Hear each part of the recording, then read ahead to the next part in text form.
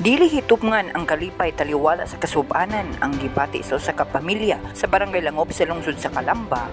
Human nasulbad ang balay runon sa dakong hospital bill nga may kantidad ngadto sa 744,483 pesos and 84 centavos. Pinaagi sa free hospitalization program sa Asenso Administration ni Governor Henry Waminal ug sa Asenso Pinoy Party List. Bisan piso wala sila'y nabayran. Kini matud pa ni Natividad Magnanaong. Inahan ni Chen Gonzales nga nahilandig sa Misamis Occidental Provincial Hospital sulod sa kapin sa 2 ka bulan gumikan sa komplikasyon sa diabetes, kidney disease ug heart failure nga mao'y nahimong hinungdan sa pagpanaw ni Gonzales sa edad nga 48 anyos.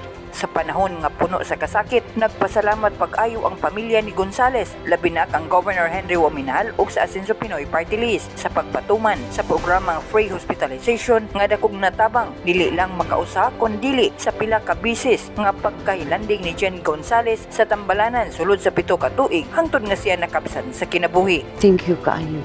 Dako kay ko pasalamat ko. Dako kay siyang tabang sa ako ang problema sa pagkamatay sa akong anak, lalo na sa ospital. Dili basta-basta. Walay basta-bastang tao makatabang og inyong anak sa kadako kaayo. Ang Asenso Free Hospitalization Program gidumala sa Humanitarian Service Office sa Kapitolyo sukad pagsugod niini ni adtong Hulyo 2022 atol sa paglingkod ni Governor Henry S. Waminal isip gobernador sa probinsya sa Misamis Occidental. Miabot na ngadto sa kapin 42,000 ka mga misamisnon ang nakabenepisyo sa programa. Gitabangan niini ang mga pasyente dili lamang sa mga pampublikong ospital apan apil usab ang pribado samtang nakipusab sa gihatag nga serbisyo sa Asenso Administration ang paghatag og burial assistance sa mga mamatyan aron masiguro nga ang tanang pamilya makabaton sa tukmang serbisyo taliwala sa kalisod ug kasub-anan.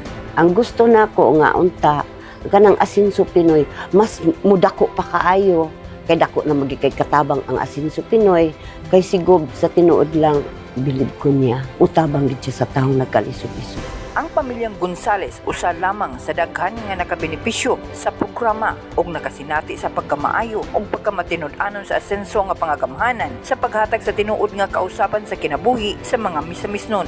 Abi nimo dako kay kutang kong kabubuton sa Asenso Pinoy. Bahala nagnabaga akong naong ma'am, di ko maulaw basta. Muna akong gigamit bisag namatay akong anak. Nasubad lang gihapon problema. Proud ko mawala ko talikdik ko. Kaya di pa ko aman ko padulong, aman ko damputot. Ipasalamatan usab sa pamilyang Gonzales ang uban pang programa sa Asenso Administration ni Governor Henry Waminal. Ilabi na ang pamaskong handog nga nakahatag kalipay sa matag pamilya sa panahon sa Pasko. Lalo na magpasko, saya kayo may kay adag kang kaiming mga grocery, spaghetti, mga pagkaon, bambigas. Pinaagi sa padayong Asenso Misamis Occidental ug sa Asenso Pinoy Party List ang mga programa sama sa libreng pagpa-ospital ug burial assistance naghatag og dakong kahupay sa pagbati sa mga pamilya nga nagsikubang sa mga pinakalisod nga mga pagsulay. Kini nagpamatuod sa dedikasyon sa liderato ni Governor Henry Waminal sa pagpauswag sa kahimtang sa matag misamisnon ug sa paghimo sa Misamis Occidental nga modelo sa maayo ug maampingon nga pagdumala.